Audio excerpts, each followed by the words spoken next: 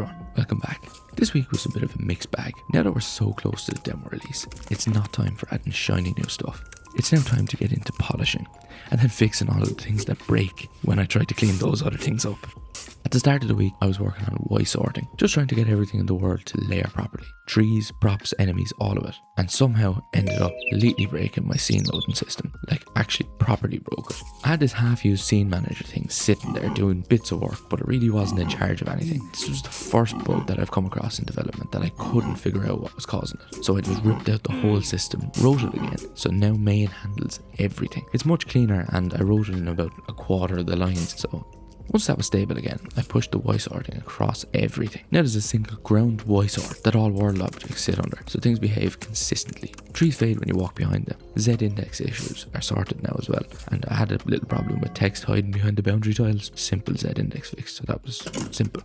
I also added this death silhouette thing. When you respawn, this figure starts walking off towards the edge of the forest. You can't catch him, it's just there for a second while you're getting control back. I spent a bit of time tweaking the timing so it doesn't just drag on forever. Midweek, I got into the trader and crafting systems. The context offer stuff was getting messy.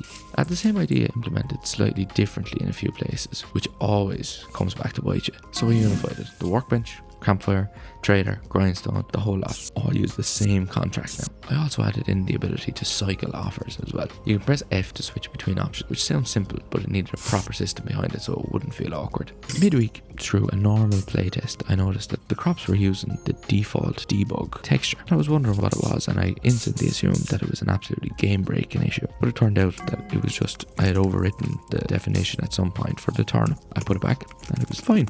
Another thing I added, which is quite a small thing but had a big payoff, was if you try to craft something and you're missing resources, it shows you exactly what you're short on in red. Icons, quantities, all of that. It makes it obvious what you're short on rather than failing silently.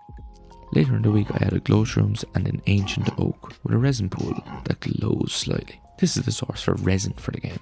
These new resources will only appear in the deep and dark areas of the forest. One thing that was desperately needed was a pass on player feedback. You needed some hurt sounds, visual effects, so you knew you were getting hit, so I got that in this week as well. And to top it all off, I put together a third forest layout. It actually took a few more tries than I thought it would to get something that felt different enough. And I started leaning into the deeper ancient grove idea as well. But that's still in the works, so you won't get to see that till next week. So yeah, a lot of connecting systems, tidying things up, fixing other stuff that broke along the way. But it's all in a better place now, and it's more consistent across the board.